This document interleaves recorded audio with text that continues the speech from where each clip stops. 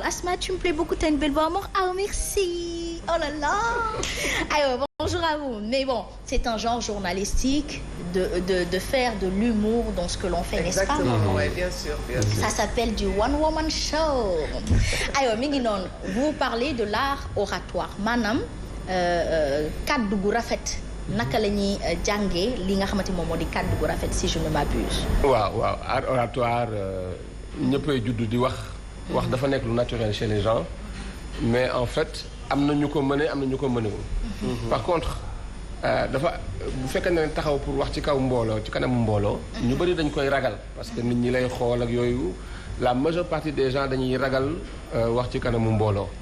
waaye boo seetloo aussi c'est une compétence qu'on apprend comme la guitare. wax dañ ko war a jàng. sama oustaz bi ñu ngi doon wax léegi nii dafa am nees di waxee. loo xam ni boo ko waxee du jur jàmm am na neen noo ko mën a waxee noo xam ni li ngay wax dinañ ko dégg dinañ ko xam te du jur fitna donc lu ñuy jàngale la donc ñun ñu ngi ci benn association bu ñuy wax Toastmasters International association la boo xam ni léegi mu am 100 ans léegi mu am téeméeri at ah oui ah oui yàgg na quand même yàgg na madame Cissé sax xoolaat na la bàyyi na lu muy bind duñ ci bàyyi xel moo tax et c'est justement la raison de notre présence ici Toastmasters International ñu ko créé en 1924 en Californie. ku ñuy wax Ralph Smedley benn américain moo gisoon justement nit ñi problème bi ñu am pour wax ci kanamu mbooloo. donc mu créé club bi où les gens dañuy préparer ay discours après bu ñu ñëwee ci club bi nga ñëw taxaw jàkkaarloog nit ñi def sa discours ñu évaluer la. maintenant évaluation bi sur la posture ni nga taxawee ni ngay xoolee gestes yi ngay def sa voix ni nga koy projeter émotion bi ngay def ci voix bi donc tous ces aspects là dañ koy xool évaluer la ci. di la ko jàngal et au fur et à mesure ngay pratiquer da ngay dem ba da ngay maîtriser les bases de l'art oratoire donc 2024 bii la ñuy ñëw am 100 ans. Toastmasters c'est 17 000 clubs dans le monde il y en a partout dans le monde nous sommes présents dans 142 pays association la nag à but non lucratif on aide juste les gens à apprendre à parler en public.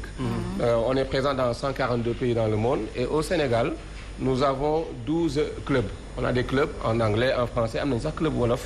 bu nekk fii à Ndayane et donc ñun le principe du club mooy même en Arabie Saoudite au Japon fépp foo ci dem même principe bi la nit ñi dañuy préparer ay discours après yow yaay choisir ce sujet maintenant dafa am benn plateforme boo xam ni dañ lay jàngal l'art de la communication donc la gestuelle la voix comment mettre de l'émotion comment faire une bonne introduction la gestuelle vous en parlez léeg-léeg nga wax di gesticuler ñu ne xool ko dafa bëri manière. waaw. Personnellement j'en suis victime. oui mais c'est une façon de communiquer. waaw c'est la façon de communiquer d'ailleurs nit ñi li ngay sa jëmm ak ni ngay gesticuler la ñuy gën a jàpp. que li ngay wax dëgg. la preuve c'est que si je fais ce geste là en te disant approche. là je fais un geste qui te repousse. sama loxo nee na puusal mais maa ngi la naan approche donc li may wax duñ ko bàyyi xel. mais geste bi ma def moom la nit ñi di gën a bàyyi xel. geste significatif. voilà il y a ce qu'on appelle les gestes descriptifs su ma defee nii gis nañu benn ballon lay décrire. il y a ce qu'on appelle un geste universel par exemple quand je fais ça xam nañ ni lii moom geste bi. dans toutes les langues du monde ça se comprend ce geste là. quand je fais ça on sait ce que ça signifie donc ça c'est des gestes universels. et donc dañ lay jàngal. à quel moment du discours booy lancer appel à l'action par exemple booy wax gaynde yi jóg leen ngeen jóg voilà quel moment il faut faire apparaître le point comme ça donc pour dëggal geste day ñëw pour dëggal li ngay wax mais geste aussi bu désordonné day distraire ñi ngay waxal plutôt que di dëggal li ngay wax su may wax di sànni samay loxo fu nekk évidemment nit ñi samay loxo la ñuy gën a bàyyi xel que li may wax donc geste voilà geste dafay mesurer ba pare day naturel day dëggal li ngay wax de manière mesurée et saccadée day accompagner ces paroles en fait. Et justement il y a un métier des justiciers qui s'appelle le profiler.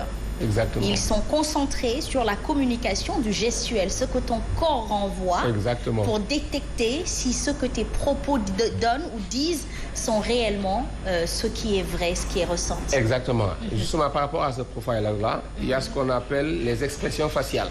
Parce que ci geste la bokk. expression yi ngay def ci sa kanam ci geste la bokk. maanaam di manière ni man. de manière générale donc chaque expression faciale dafay am lu ma kii su ma sama voisine bi posé une question. ma war ko tontu directement may xool ci kaw di nii di sànni sama regard je suis en train de chercher mes mots et je ne suis pas sûr de ce que je suis en train de dire. Alors que si elle me pose la question et que je la regarde dans les yeux en lui répondant, day gis sama conviction. Parce que là, j'ai un contact visuel franc.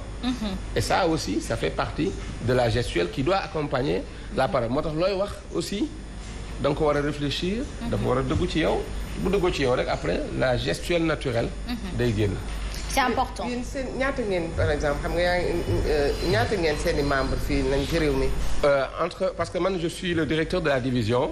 Division mi ngi regroupé ay secteurs entre le Sénégal et la Gambie. On est à peu près 200 personnes. Des leaders, des chefs d'entreprise, des entrepreneurs, des femmes, des personnes âgées ñëpp ngi ci c'est très éclectique. waa parlementaire yi suñu député ba bokk. ak ñu ko soxla. on a un projet avec eux. foog ngeen jege leen. yaa ngi wax député yi mais fii la war commencer ah suñu mbokk journalistes yi. d'accord mais ñi nga xamante ne ñooy yor. ñooy baatu askan. oui c'est vrai waaw bu ñuy wax. waaw ak parole yi ñu fay génne. waaw yow da ngay toog ba caa nga ne yii député fan lañ jóge. du am teggin dafay bëri caaxaan. non da ngay décourager sax. da ngay décourager booy seetaan assemblée parce que. ñoom bu leen xaar ñu ñëw ci yéen a war a dem ci ñoom. non c'est important il y a un projet justement de bu ñu am ak ñoom. qui va bientôt se matérialiser. mais c'est-à-dire mooy li may wax yow booy wax. tu parles au nom de qui kan ngay waxal benn nga war a lijjanti avant ngay dem pour wax kan ngay waxal. li ngay wax boo noppee wax lan nga bëgg nit ñi jëfee ko. deuxième élément. troisième élément ban cible laay waxal quelle est la nature de mon public. assemblée boo taxawee assemblée kan ngay waxal ña la fal ñoom ngay porter seen voix li ngay wax ci ñan la jëm ci Sénégal yi la jëm donc ñaari éléments yooyu c'est fondamental da nga ko war a étudier balaa nga koy wax. évidemment la gestuelle qu'il faut l'intonation parce que comme il dit mën nga wax loo xam ni. ak le verbe ton bi nga koy waxee mën na jur fitna. alors nga xam ne li ma ko waxee na jur fitna nga changer ton bi. quand je te dis viens s'il te plaît. c'est un ton supplétif dama lay ñaan pour nga ñëw. quand je te dis bien s'il te plaît. maa ngi lay gëdd. et donc ne serait-ce que ci variation wu ton bi day changer le message. Oui. Et ça on apprend ça au niveau du club aussi.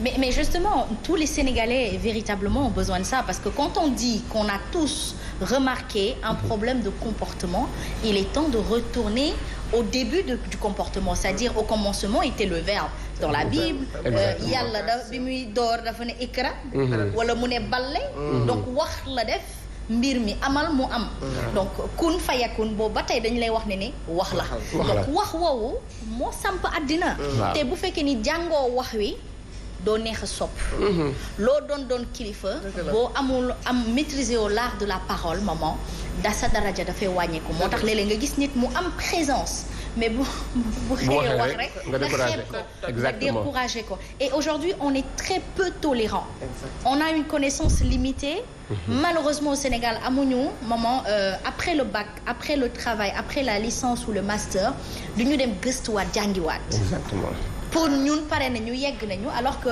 les diplômes tu vois des docteurs en sciences physiques tu les retrouves docteurs en droit juridique etc parce que ils ont fini benn étape jàng dem jàngiwaat leneen jëlaat temps boobu donte àdduna yëpp jàng la il faut que suñu parlementaires yi daal di ñëw jàngaat ci ñi non c'est extrêmement important waaw parce que dañ koy wax ñu ne fais attention à tes pensées parce qu'elles deviennent des sentiments fais attention à tes sentiments parce que après elles deviennent des paroles fais attention à tes paroles parce qu'elles deviennent des comportements donc parole day traduire ci saa si nature nit ki et c'est extrêmement important balaa ngay génne parole nga xalaat ko togg ko comme je te disais fi ko borom bi def sax dara du ko fa fekk tubaab bi dafa ne il faut remuer la langue 7 fois avant de sortir voilà et on nous a donné 2 oreilles et une seule bouche ça veut dire qu'il faut écouter 2 fois avant de parler voilà 2 fois plus qu'il ne faut parler et ça c'est des choses que nous pratiquons dans le club ñu bëgg nañu wàcc ci jeunes yi bëgg nañu vulgariser la méthode Toastmasters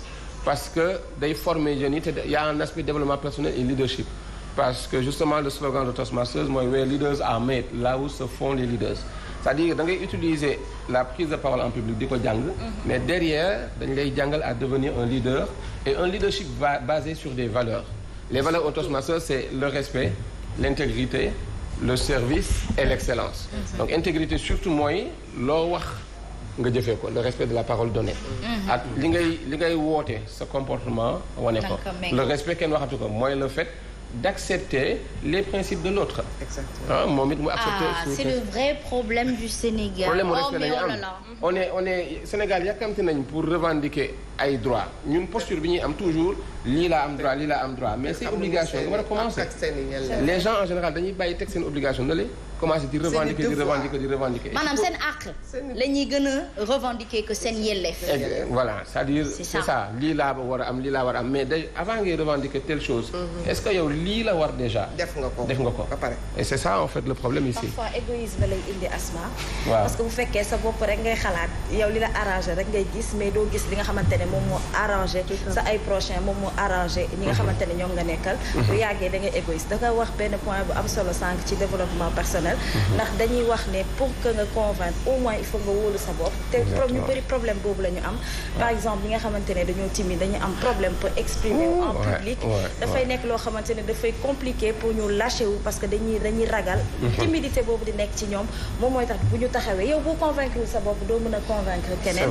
te aussi dañuy wax voix bi tamit daf ci am solo ndax bu fekkee da nga am voix bu basse comme sama boss bi pour nga wax ñu lay dégg aussi ça pose problème ñooñu naka ngeen leen di former. waaw timidité bi moom dafa yaatu lool on reçoit beaucoup de gens au club yoo xam ne problème boobu la ñu am dañuy nekk des nit ñu am talent am talent day koo xam dafa intelligent am talent yooyu benn ingénieur boo xam day nekk ci benn boîte ñu war a créer benn produit une application par exemple il est très technique il va te créer l'application defal ko ba mu baax léegi bu présenté ko comité de direction jotee moom dana non man tàmmuma kii affaire yooyu léegi on va appeler le directeur marketing par exemple nga xam ni ñoom dañu mën wax moom mooy présenter produit bi et boo deful ndànk après moom mooy récolter les lauriers parce que mooy wër di ko présenter les gens vont assimiler ce nouveau produit là le projet alors que technicien bi dëgg-dëgg timidité moo tax jógul pour présenter ko alors ñun confiance en soi boobu la ñuy njëkk a travailler au club on dañ lay dalal mettre la à l'aise en général c'est une famille on a des hommes des femmes des jeunes dañ lay dalal et puis di la encourager à faire par exemple ton premier discours boo ko waree def day am ñoo xam ne en semaine dañ lay accompagner woo la wala invité la nga ñëw bureau ñu teg ay affaire naan sois à l'aise vas-y c'est pas compliqué nga defal ce discours ba pare après boo ñëwee au club nga ñëw nga délivrer ce discours. Mais en soi, ce n'est pas de la timidité, c'est un complexe de prendre la parole en public. C'est une peur. C'est une peur. En fait, des études ont même montré que la peur de prendre la parole en public est la deuxième peur au monde, après celle de la mort. C'est une peur générale. Et donc, les gens, ils se disent, c'est pas mon truc, am na ñoo xam dañu judd pour wax, ñoo leen ko bàyyil. Mais non, comme je disais tout à l'heure. Mais Moussa, xam nga yenn saa yi comment tu expliques le trac xam nga des fois di nga am da ngay ñëw ne damay wax. mais gis nga boo yëgsee ba taxaw rek day mel ni comme yow dañ la. C'est ça. waaw trac c'est une peur naturelle, c'est-à-dire trac boo ñëwee war a wax le fait que nit ñi di ma xool nii. le regard des gens. nga ñëw surtout bu fekkee c'est un public que tu connais pas sentir bi ngay sentir regardu nit ñi day créer benn peur ci yow et tu es en train de te dire j'ai pas le droit à l'erreur. Ça crée tout de suite une peur de mal faire les choses. Mais ñun justement ce qu'on te dit c'est que derrière toute peur il y a toujours un désir. Ok, concentre-toi sur ton désir de bien faire. Mais le trac il ne va jamais disparaître par contre. Ça c'est vrai. Trac benn énergie la buy nekk ci yow après nag au fur et à mesure ngay pratiquer nga transformer ko en une bonne énergie. Douta Seck am na ko mës a wax benn femme une jeune comédienne ni ko je sais pas mais man xaw ma li ngeen di wax trac man bu may yéeg pour def théâtre je ne ressens jamais le trac et Douta Seck lui dit ne vous inquiétez pas ma fille le trac viendra avec le talent. loolu mooy da ngaa amagul trac yow xamagoo li xew moo tax mais trac voilà aujourd'hui Youssou Ndour bu waree yéeg pour way day ressentir trac di koy ressentir mais il a appris à transformer ça en une bonne énergie après def prestation. Mais c'est des choses qu'on apprend aussi au club à bien respirer à visualiser balaa ngay yéeg ci scène technique de respiration naan ndox calmez-vous et tout après day ñëw quoi mais c'est des choses qui s'apprennent. Ça s'apprend. Mais maman, moi je pense que c'est l'Assemblée nationale qui devrait même avoir un budget pour la gestion de la communication, la formation. Mais nag on ira parce que da ngay gis wax dëgg yàlla saa yoo gisee assemblée da ngay gis façon wax des représentants du peuple. ñu lay woowee honorable le terme honorable c'est pas tëbuñu rek jox la ko. parce que am na foo toll am na loo gàddu. ci ay kàddu ak ay yaakaar. donc dafa war a feeñ ci sa comportement. mais ngay wax di wax loo xam ni ñi ci mbedd mi sax sañuñu ko wax. muy génn ci un représentant du peuple. voilà mais dañu soxla formation rek. et je pense que on a des projets à ce niveau-là. pour aller les former. Au niveau du secteur du journalisme aussi, on a des projets, et aussi au niveau des écoles.